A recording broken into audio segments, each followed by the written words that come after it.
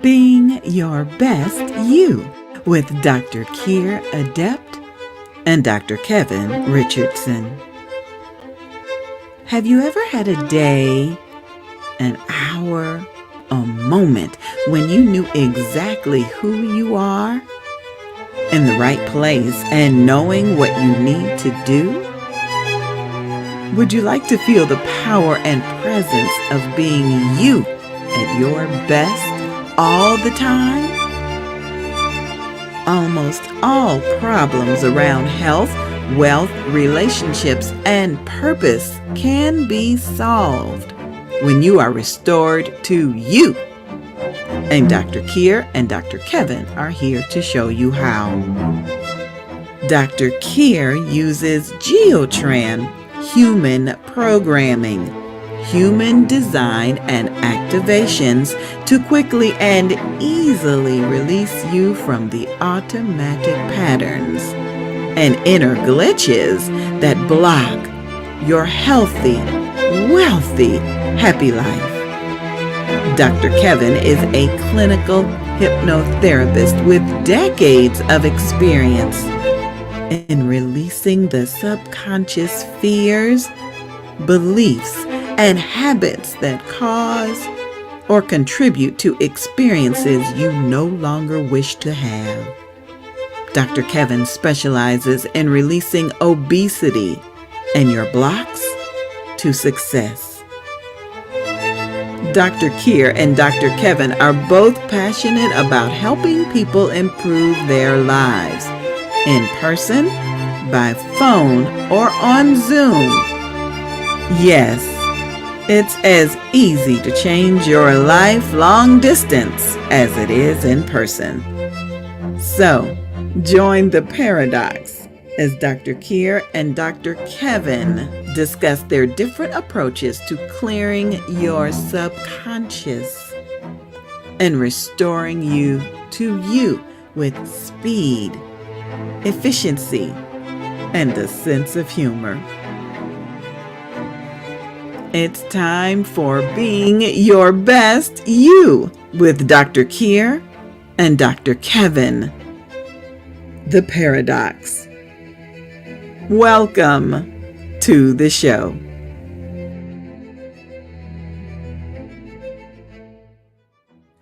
Hello, this is Dr. Kyre, and this is, I can never get the hands right, this is Dr. Kevin. that one. A paradox. A paradox, and this is Being Your Best You. I am a Geotran genius, an activations practitioner, and Dr. Kevin is a clinical hypnotherapist with just way more consultancy hours than really anybody should require. And what we do every week is we have a conversation, a discussion about a topic of interest to our clients. So when we have time, we actually do a little hypnotherapy, we do some Geotran to show you how you can quickly and easily be restored to who you are. Because, everybody else is taken. May as well be you. So I've actually had a very interesting couple of days because, as you know, Dr. Kevin, I am writing a book about Geotran. And by the time we transmit this episode, it will be published. So yay! If anyone wants to know more and who learns well through reading, just contact me, Dr. Kyre Adept at gmail.com. I'm on Facebook. There's my name. It's very unusual. You can find me. And I also have a couple of Facebook groups, and geotran.global is the actual name of my main website. And when you see how skilled and fabulous Dr. Kevin is, of course, you're going to want to work with him. And he can be reached at kevinrichardsonTherapy.com or at kevinrichardsontherapy@gmail.com, and also on Facebook and all those usual places. Okay, let's jump in. So today we are going to talk about beliefs. Right? Now, people just think about beliefs. People don't think about beliefs. They really don't. They don't. Because for most people, operating out of the subconscious, which is 90 to 95% of the time, those beliefs just come sort of built in. The vast majority of the beliefs that you're running, you will have received before the age of 10, when you're still pretty much asleep. I mean, in the subconscious. Yes. So it takes a lot of work to change your beliefs in the conscious. It takes a lot of discipline. And the really exciting thing about both Geotran and clinical hypnotherapy is that we can adjust and shift and change and reverse and align your beliefs into something a lot more useful to you pretty quickly and easily. Yes. So that's what we're going to talk about today. So if our lovely producer, Angie, if you wouldn't mind showing that single pyramids graphic, I will approach this. Thank you so much, from the Geotran perspective. Okay, now in Geotran, we say that you've got this point up pyramid, which is the one you're looking at, and also point down pyramid. And the point up pyramid is your human self, and the point down pyramid is your God self. We're not going to talk about your God self today. We're just going to talk about your human self. And you see that, like certain Italian ices, it comes in 3 layers. And so you have the physical, which is your sensory realm. This is all the things that we can touch and taste and smell and see. And that includes how you live, where you live, what kind of money you've got going on, your physical health, obviously. All of those physical patterns are there in that bottom layer. Now, the top layer, the point of it, is your spirit. Okay, now your spirit is the part of you that is, just to use theological language just for a moment, that part is already redeemed. Yeah, there's nothing wrong with that spirit. That spirit is already resonating with your divine self. And how we're set up as humans is to listen to that spirit, have it go through the soul and then into the physical. So what is the soul? I hear you cry. Okay, the soul is your psyche. It's your psychology. It's what you think, feel, believe, and desire. Now, as you can see from this diagram, most people's soul level, most people's psychology is incredibly choked up with incorrect thoughts, emotions, beliefs, and desires. And the greatest of these, to paraphrase someone or other, is your beliefs. Your beliefs act as your primary filter for your experience on the planet. And why is this? Because your beliefs are choosing which of your 50,000 sensory experiences per day you consider to be significant. If you consider whatever it is to be significant, for good or ill, you're going to lean into that frequency or vibration, and you're going to be creating or attracting more of that. So if your beliefs say life is a struggle, you get to attract more of that. If your beliefs say life is a bowl of cherries, you get to create or attract more of that. Okay, so let's have that down. Oh, good timing there, Angie. So that's why it's actually really important to have a look at your beliefs, to jettison the ones that are just not helpful for you anymore, and to confirm and lean into the ones that are true and correct for you, that take you into better alignment with your own divine blueprint. So, where does this come in my work? More than anything else, it comes up in terms of what people believe they deserve. And that especially has an impact on money.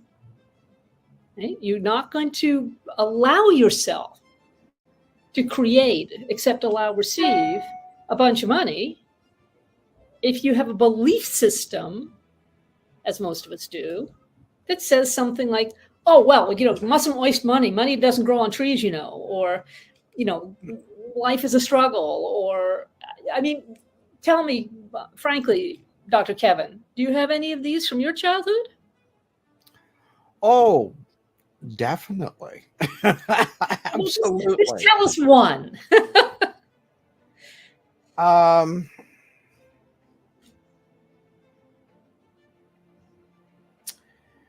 wow.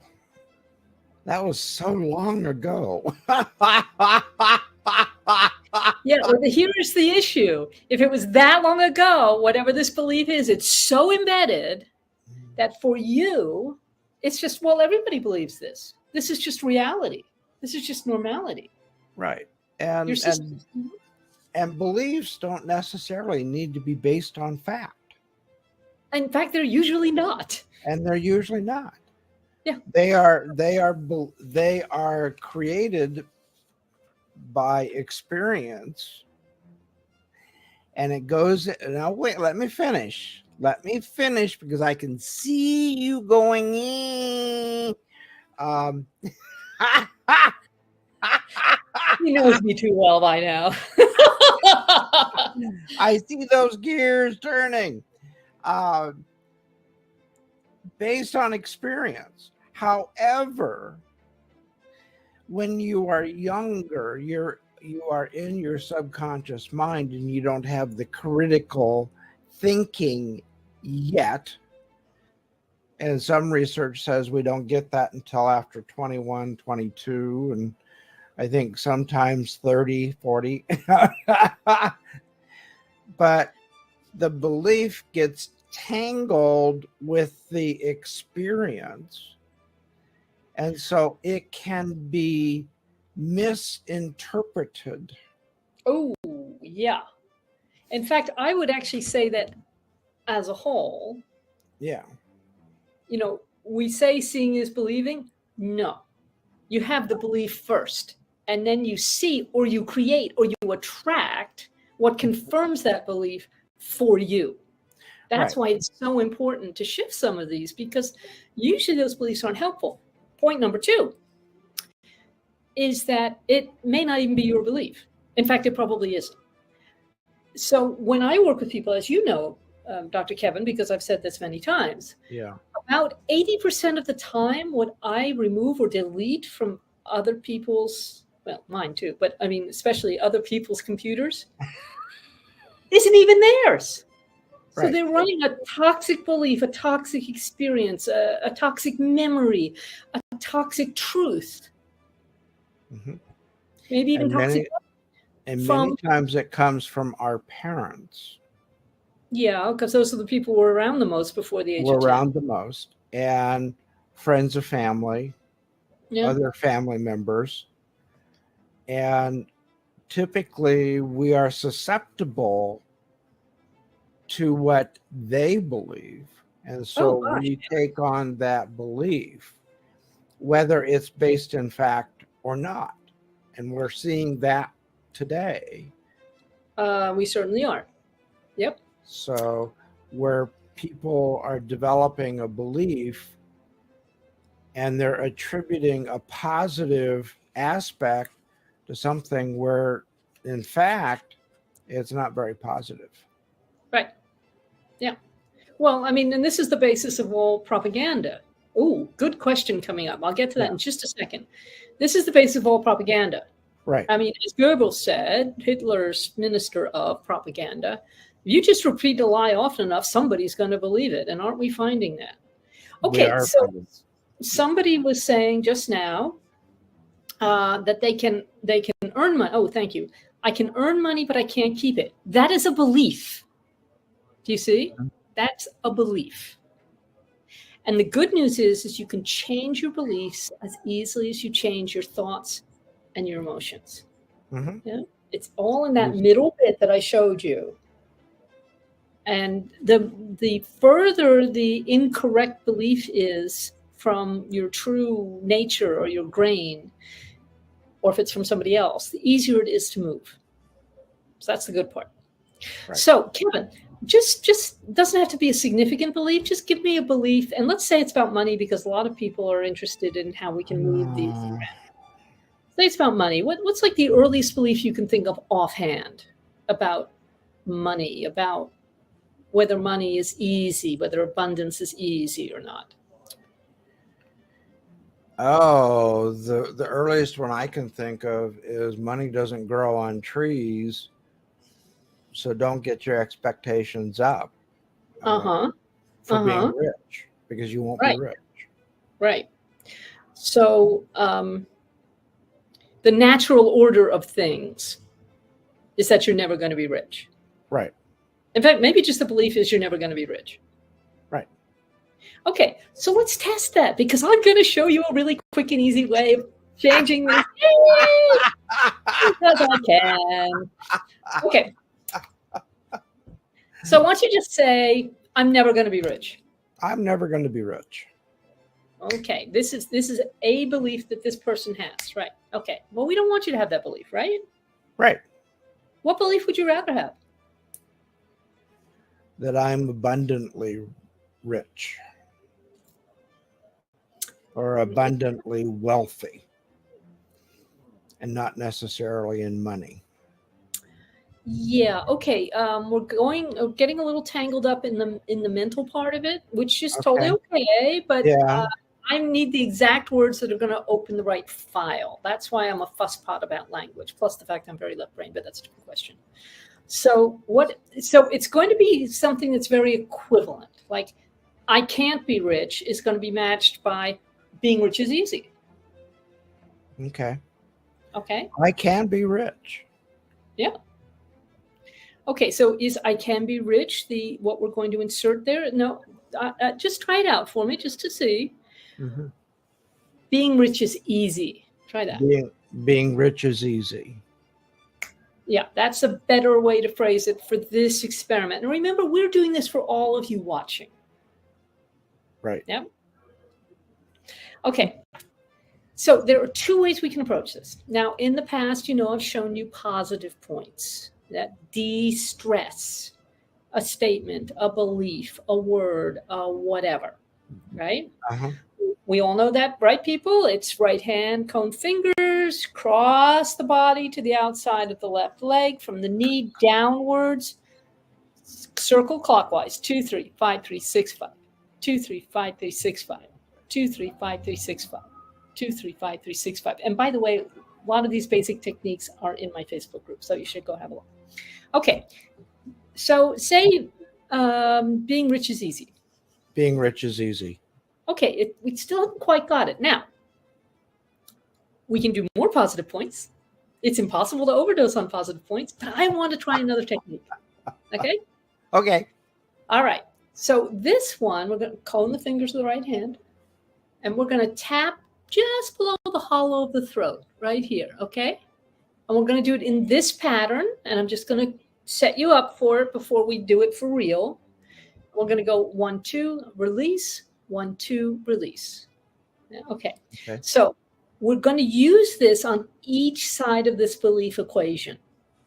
Okay. So our intention first is to take out the belief, I can't be rich. 1, 2, release. 1, 2, release. Okay. And we're going to insert, because as you know, nature abhors a vacuum, we're going to insert the belief that we prefer, which is, I can be rich. It's easy to be rich. Yeah, it's easy to be rich. We're going to tap again. 1, 2, release. 1, 2, release. Whoa. So now say, it's easy to be rich. It's easy to be rich. And now he's on. You see how easy that was. That is simple. Okay, now somebody said something like, I wish to receive 5 times. Okay, all right. So let's take this statement apart, because actually this is a brilliant example of how beliefs get embedded. Okay, firstly, we're never going to integrate for something that says I want. And to be in want is to be in need of something. No. We're going to be more positive than that. Also, does it really matter to you that you want to earn it? Hey, I'm willing to sit back and receive it myself, but that's me. If it's important to you to earn it, that's okay with me too. Furthermore, what is it specifically about 5 times what you need? And I'm not just nitpicking here, although that's fun. I mean, that's just a side and it could be 5 times is what they do need. Well, and what do you mean by what you need? So, if I may, well, I'm going to anyway. Yeah. Let's reframe that. I am amply supported for all that I desire. Can you feel the difference in resonance? Yes. Yes. Okay. So you're going to represent whoever put this little note up. So thank you Okay. very much, TB, for keeping an eye on these things. I want you to just say that I have ample resources for all that I desire. I have ample resources for all that I desire. Now you're off. Now, and you know that we're doing it for whoever put that little note up. Mm-hmm. Okay, so I'm going to ask and I'm going to muscle test. I'm going to say, okay, now do we need positive points for that? Do we need the belief statements for that? Or do we need an integration for that? We need an integration. Okay, well, it's going to be, because it's in, although we're working in the soul level, we want the result to be in the physical. Mm-hmm. It's going to be in the light computer, because the light computer governs what goes on in the physical realm. So that's your health and your wealth and all that good stuff. Mm-hmm. All right. So there are 4 integrations in that computer. Light. Let's try that one again. It's the light computer, and the integrations are miracle, peace, 4-in-1, and living integration. Okay. So I'm just asking in the field, and I'm muscle testing. And I'm saying, which one do we need here? Do we need miracle, peace, 4-in-1, or living integration? Living integration restores your blessings. So this makes sense. Mm-hmm. Just on an energy level. Okay, so do we need to do the full integration? I really hope not, because that means I have to get stuff up that you won't be able to see on screen. Or can we do it as a mini-innie? Wow, we can do it as a mini-innie. Yay! Okay. And I'm also telling all you lovely people listening, and Angie B, our wonderful producer. Angie B, lean in here. You really need this part. A mini-innie is also brilliant for dyslexia and clumsiness or lack of balance. Okay? If you're physically having trouble, like walking, keeping your balance, whatever that may be, if I walk into a door or something, I immediately do a mini-innie, because all it's doing is it's resetting your alignment ring and your depth ring, and this allows the communication to cross the midline. Do you see? Mm-hmm. And dyslexia is when the communication is unable to cross the midline. So effectively, we're saying that this statement, what is the statement? I have ample resources for all that I desire, right? Effectively, we're saying you're a little bit dyslexic for that. That concept is not quite meeting on the midline and getting stored appropriately. As a child, I was dyslexic. Of course you were. So was Dorothy. You can be dyslexic for anything. Okay, here's something about dyslexia, because we talk about dyslexia a lot in Geotran and also in society. And we have this picture that dyslexia is always and only about reading, writing, and figures. And it's not true. You can be dyslexic for anything. Mm-hmm. I mean, look at John Wayne, who's clearly dyslexic for walking. I mean, have you ever seen the way he walks? I mean, really, it's very strange. But it's kind of like you can be allergic to anything. You can be dyslexic for anything. And it may not sound like a big deal, except for 2 things. And I was just writing about this today, so it's very fresh in my mind. Two problems with being dyslexic. One is it's contagious. If you observe somebody being dyslexic and for too long a time, it's going to throw out your system also, just by frequency, just by exposure. Right. So that's one problem. And the other problem is that if you are dyslexic about something and it goes on for long enough, then your meridians are going to start switching off. And if your meridians stay switched off long enough, you're going to start getting physically ill. And we don't want that for you. No. No. So let's fix this, eh? Yes. Okay. So Okay, please. this body needs any clearings? No. This body needs a brush up? No. This body, I'm just doing my little Geotran thing here, because I also just wrote down the Geotran protocol. Okay, so this body's already in a goal. Yeah? We don't even have to do it as a verbal goal. You're already in the goal. Right? It's already switching you off. Okay. Woo. So we can just fix this with a mini any or a mini any plus mini any. Okay. So this is where it's difficult with the camera, but bear with me. I want you to get up and walk a couple of steps. That is testing the depth ring.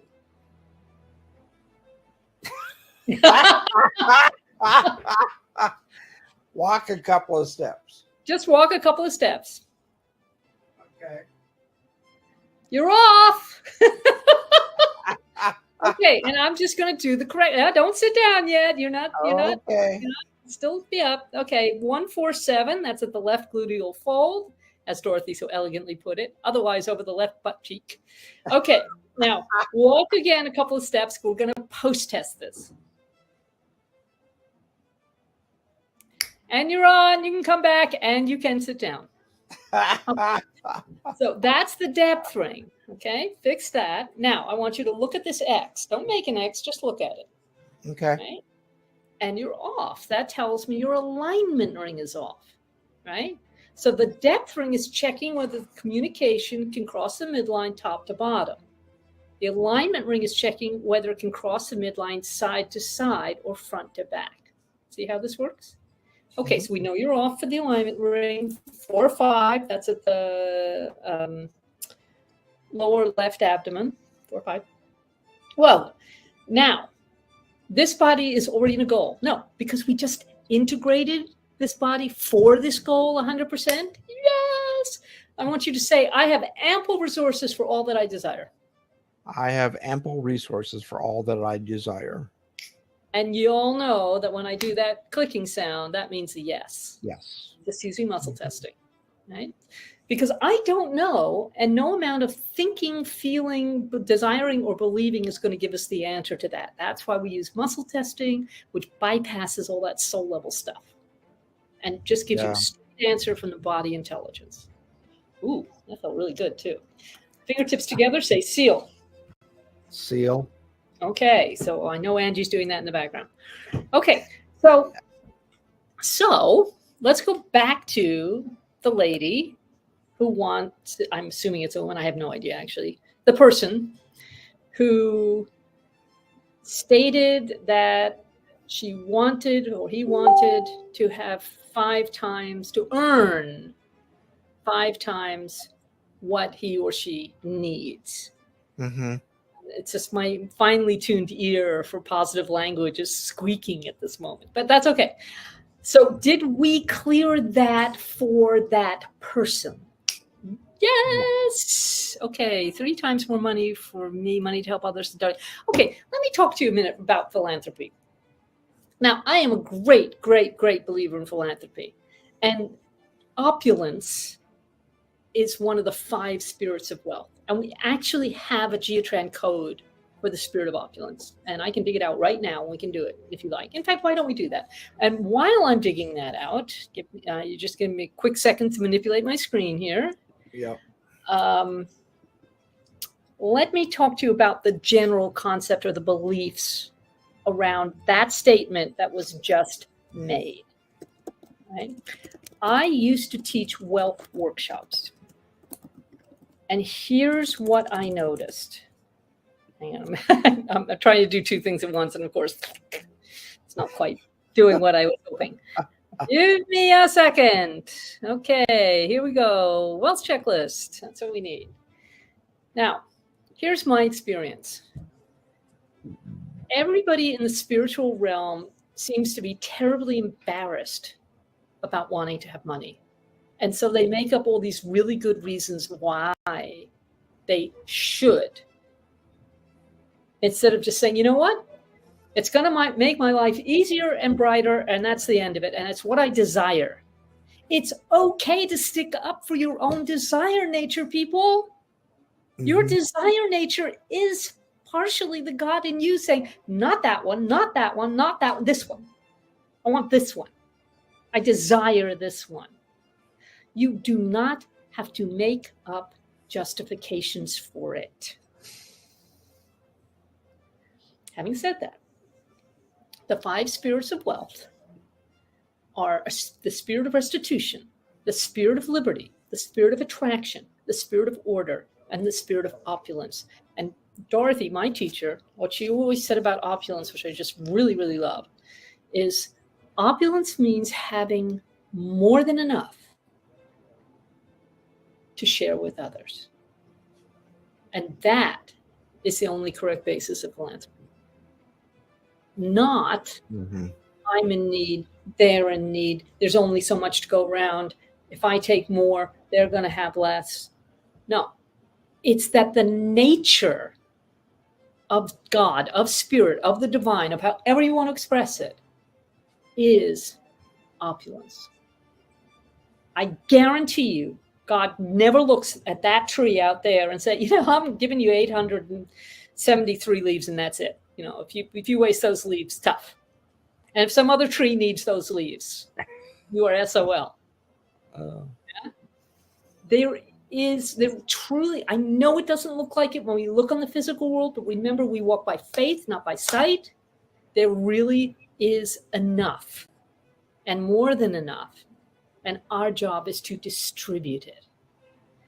Does that change your focus a little bit? Does that change your belief right there?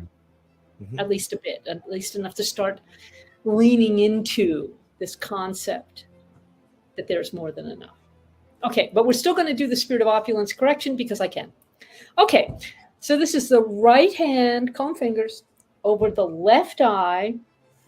You do the spinning, I'll do the numbers. 49,000,000.1.9.4.41 million.4.1 and seal. And my dears, if you happen to be in my Facebook group called Light Me Up Coaching, that list of codes is in one of the guides. Woo! Because I introduced it as part of my masterclass in raising your money thermostat. So you know where to find it.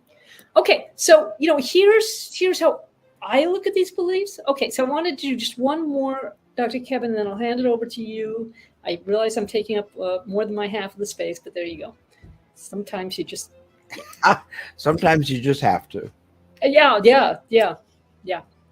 Reminds me of the time I brought 8 tins of pate home from France with me. There I was in the airport at Paris Charles de Gaulle, and I got this very nice, middle-aged, cool security person, and they'd obviously put my case, through the metal detector, and I had these 4 tins on each side, beep, beep, beep, beep, beep, beep, beep, beep,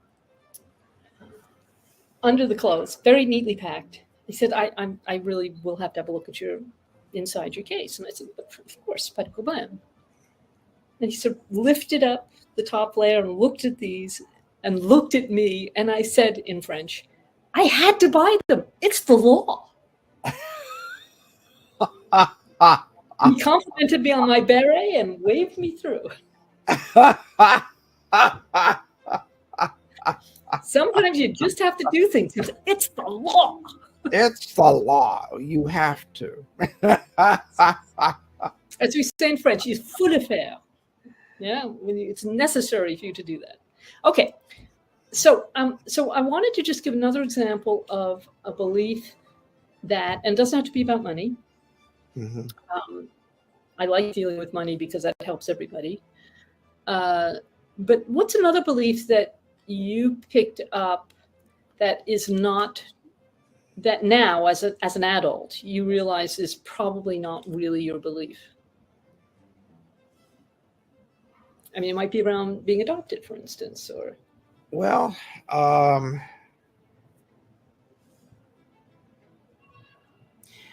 being adopted, I had a belief that my mother's name was Nancy Turner. That's what I was told, and That was, but it was false. That's not the name.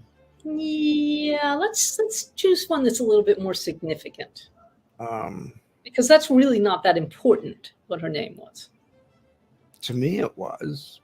I really Oh, wanted to know who I was, but I know, and I understand that, but I'm looking for a different kind of example that maybe is going to apply okay. to more. Well, and I understand. Okay. Okay. Prior to conception to birth, 0 to 5, 5 to 10, 5, 6, 7, 8, 9 years old. What's a belief that you picked up at 9 years old? What's a belief that your mother or your father had at 9 years old?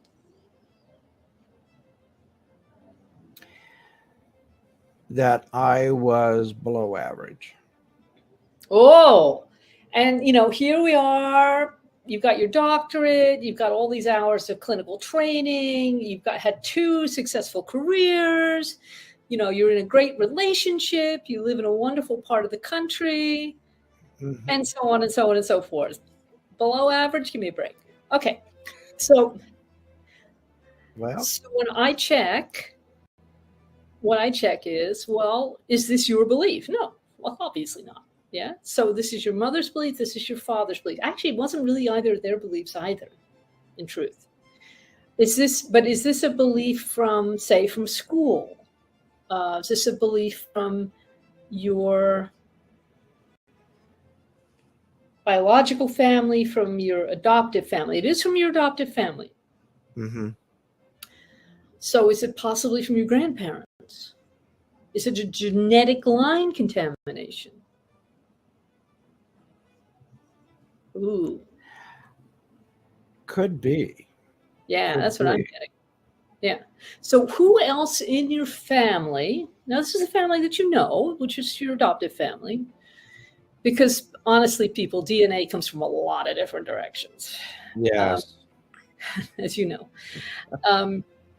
So I just want you to look at your adoptive family and see whether there's anybody else who ended feeling like they were below average.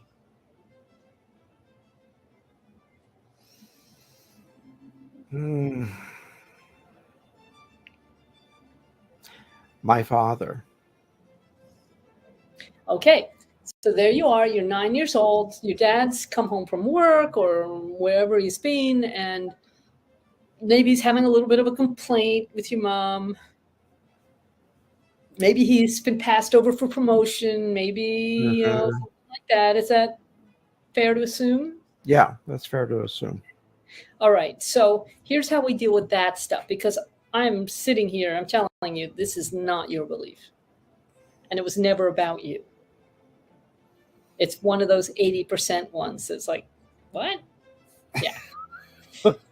Okay. So let's go back to the exact moment you picked up this belief. And you just got to go back in your imagination with your intention. Just go back along the timeline. Can you see the situation? Yeah, Okay. yeah. So what was the situation, if you can give it to us in brief?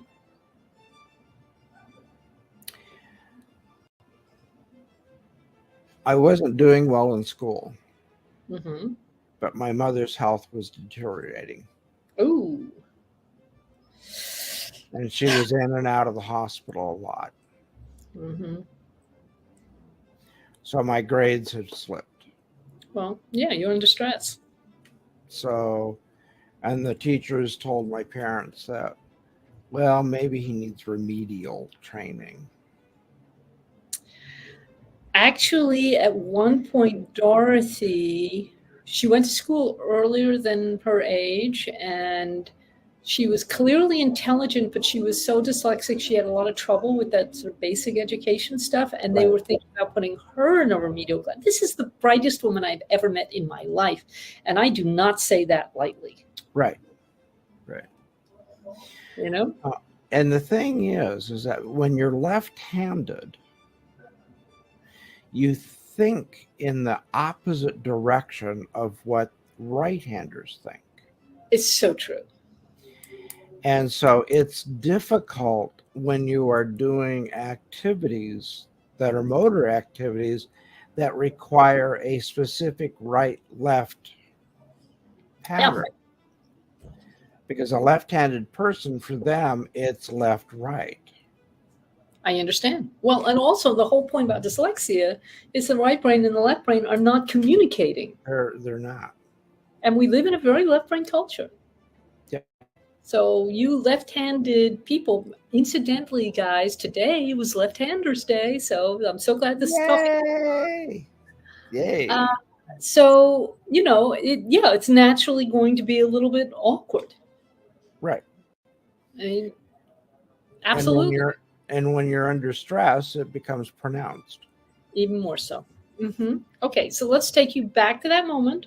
Firstly, we're going to do some positive points. I just want you to go back there for a minute, right? 2, 3, 5, 6, 5, 2, 3, 5, 6, 5, 2, 3, 5, 6, 5, 2, 3, 5, 6, 5, 2, 3, 5, 6, 5, 2, 3, 5, 6, 5, 2, 3, 5, 2, 3, 5, 3, 6, 5. Whoa, there we go. Okay. Now, do you need an imaginary uncle or aunt? No, you don't. You just need to know. How about you go back? You, at the age of whatever you are now, I actually know what it is, but I'm not going to say it. Thank you. You go back. You go back to that 9-year-old and you say, you know what, this is not about you. This is not about you. This is not about you. Just a right brain person in a left brain world, and you are going to blossom. Mm-hmm. You know, all that creativity, all that imagination, all that big picture stuff, all that inability to keep time, all of that's going to come to you. Whoa. And I'm going to do a mini right from here, 45147 seal. Woo. So this body person, Dr. Kevin, now has a belief that he's, what did you say it was? Below average? Below average. Below average. And the whole field is going, I don't think so. Yeah. I don't think so either. But. No.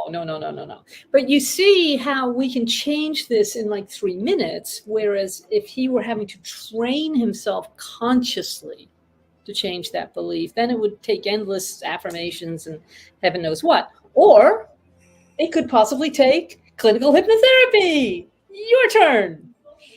Probably 4 or 5 sessions. Yeah. So tell me how people in your office, how you would deal with a belief issue. Well, we do an extensive interview like what you did. Mm-hmm. And we go back to where the belief began, if we can. There are different thoughts about doing age regression. I came from a school of thought, no, you don't do age regression, because our memories are not like recorded memories on a tape recorder. They're not accurate. Our memories are filled with inaccuracies. And you could be running somebody else's memory. Yeah. But that makes them very malleable. That makes them easier to shift them. So we can shift it. And I explain to folks that the belief is kind of a tangle of what the reality was and what you're thinking and what you were told. And so we're just going to change that. So really you're correcting the misunderstanding as much as anything else, yeah? Yeah, it's a misunderstanding. So, and so we can change that. Oh, well, that is a great question. How can this help me with my relationship? Well, it all depends. Okay? Because every relationship is unique. Is it a relationship with a parent, with a child, with a spouse, with a non-spouse, with a sibling? What kind of stress are you experiencing with that? I mean, that is definitely the place where we'd be having the interview technique. Right. But we'd be exploring that. And here's I was going to say quick and dirty approach.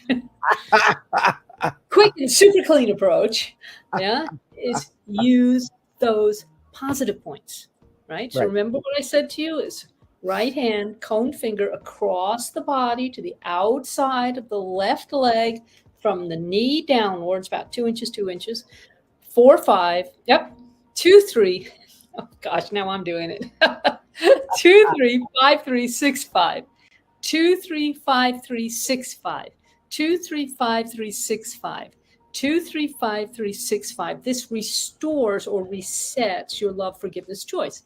Now, no matter how stressed you are in the moment, if you can stop, so not be in the past pain, not be in the future projected fear, do your positive points, let the stress be released, then that in itself is going to improve how you get on with the other person, with this exception. And Dorothea said this herself. She said, look, 95% of problems, stresses, wounds, whatever word you want to use, come from misunderstandings. Mm-hmm. But you got to say 3 to 5% come because you have brushed up against a sociopath or a narcissist. And they are incapable of learning. They have no interest in improving. Therapy doesn't work on them because they, as far as they're concerned, they're totally fine. Right. And they see everyone around them as game pieces. So please don't waste your sympathy on them. And if you're an empathic person, you're actually, I was going to say likely to attract them, which makes it about you. That's not what I'm trying to say. What I am saying is that sociopaths and especially narcissists seek out empaths. Mm-hmm. So they love being in spiritual congregations. They just adore being around New Age people because they have no discernment. Right. The primitive value is that you trust everyone, you take everyone at face value.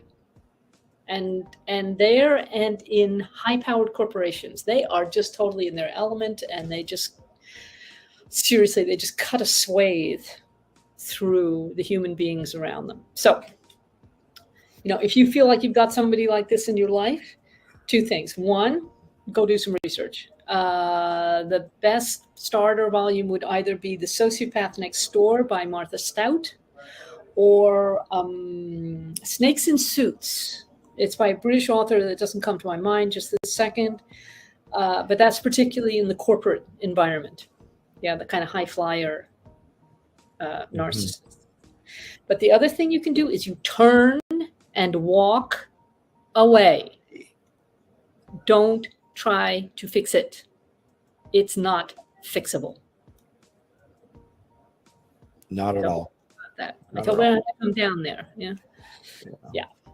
Yeah. Turn and walk away. I don't care if it's your spouse or your kid or your parent or whoever it is. If they are a full-blown narcissist, and it's a spectrum, but you can tell the difference because a full-blown sociopath or narcissist has no conscience and enjoy upsetting you. And believe me, you're never going to be able to do whatever it is right anyway. Right. And walk away. They thrive on your chaos.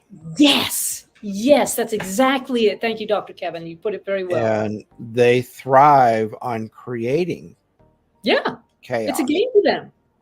And then they will say, oh, not my fault. No, it's your fault because you provoked me or whatever it is, until you have no sense of self left because you believe this crap. Correct. This is not quite the direction we were going to go in, but that's okay. But you see, it's all about belief. It's all about belief.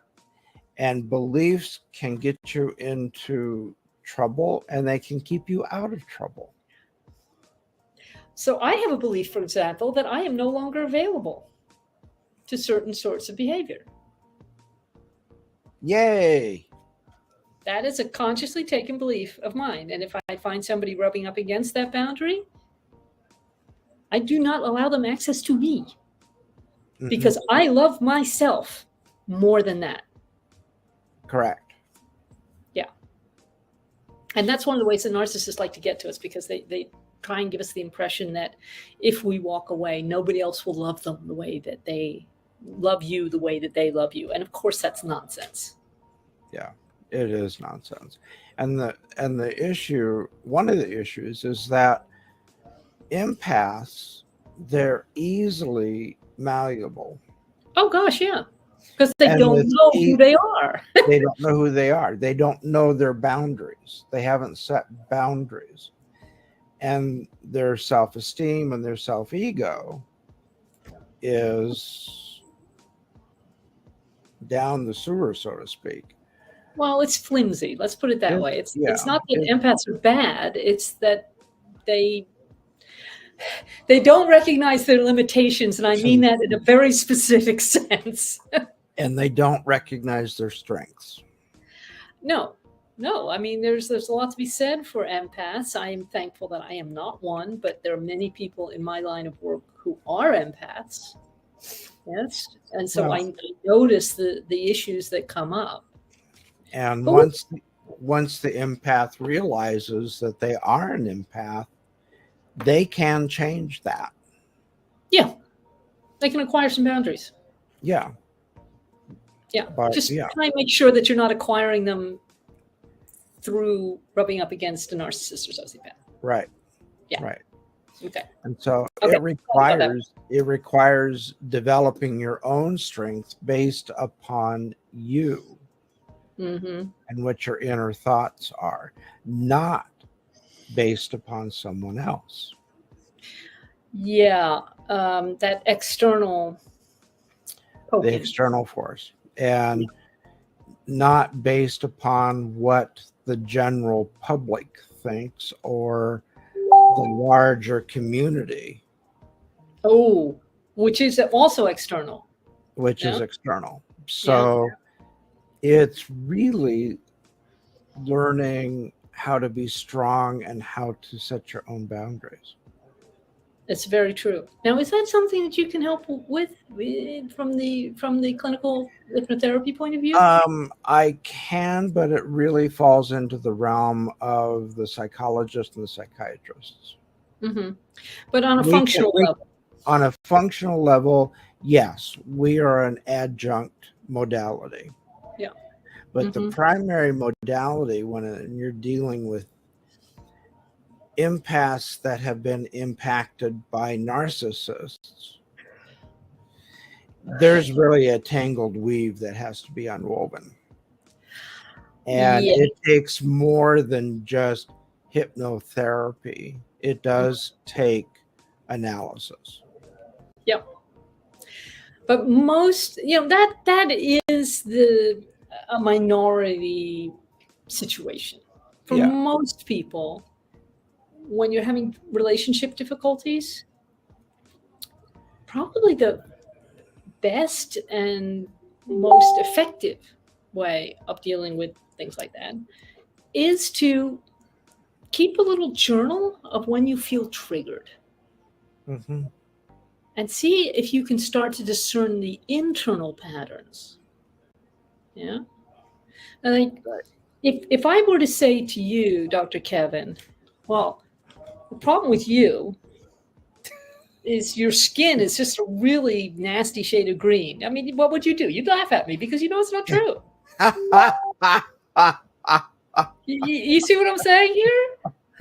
They can, it's like people can only get to you when there is a level of misunderstanding. Mm-hmm. Yeah. I must have told you that story once. I had that colleague when I was at architecture school, and then we were only 10% women in this school. Wow. Yeah. So we tried to look out for each other. This gal was a couple of years younger than me, but a couple of years ahead of me because I entered at 28. And I watched her relationship with a narcissist. And it was so instructive because it was all about these beliefs. Yeah. I remember a time I was round at her place and he was there. He was visiting from out of town. He always showed up just at the worst possible moment, of course. Yes. And he didn't like it that I saw right through him, obviously. And that really upset him. And I remember him sitting there once saying, well, you should go. And I said, you know what? This is actually Christine's place. and she's perfectly capable of asking me to leave if she wants to. So her boundaries, not yours. And you could see him trying to find what he believed would be the most hurtful thing he could throw at me. Mhm. He said, your problem is you have no personality. Thank you. And Christine and I sat back and roared with laughter because I may have large, massive, overwhelming flaws. I freely admit it, but lack of personality is not one of them. And here is an example where the beliefs filter your experience and tell you what is significant. Yeah. You know, and in hypnotherapy, when we're working with a belief, we're removing one belief, but we're replacing it with another one. We always try and do that in Geotran also. That's why we do the double tap, and then we put the new one in. Yeah. So just to remind everybody of what we did there, we identified a belief that Dr. Kevin had that he did not want to have. We went 1, 2, release, 1, 2, release, and then we identified the opposite that checked, right, for a positive belief to put in its place, so that there wasn't like a little empty bit. 1, 2, release, 1, 2, release, and then of course, yeah. So you know, and beliefs can be limiting. Oh yeah.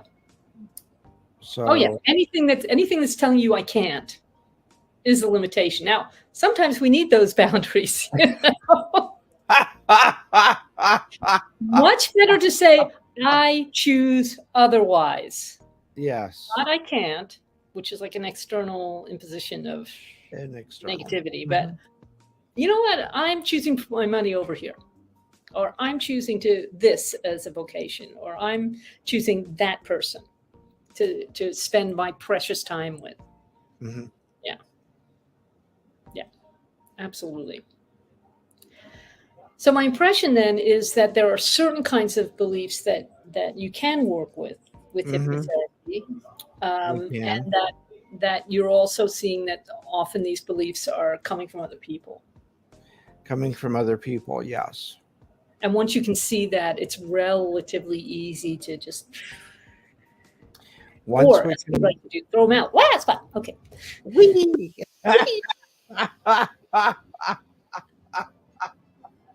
Therapy can be fun. It can be. So, and hypnotherapy can be fun. Oh, yeah. So anybody who's got any beliefs about money, love, health, whatever, that are not serving you, okay, put them in the pot right now, and I'll throw them all out for you. Come on, quick. Dump them right here. Come on. Got it. Okay, ready? Wah! Spot. I'm throwing them right over my balcony into the passageway underneath. Wah! Spot. Oh. Pretty sure I didn't land on anybody.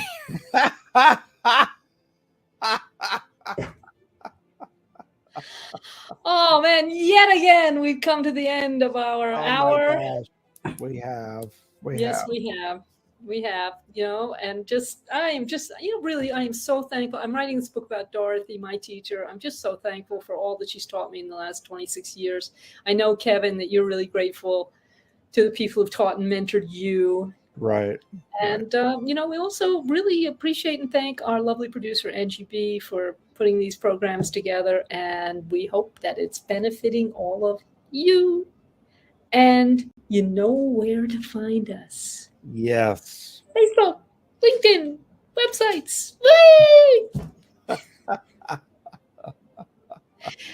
And so we will leave you for this week and hope you're having an absolutely splendid summer, or by the time you listen to this, it's going to be September. Yes. But we will see you next week. Okay. Bye from the paradox. Bye.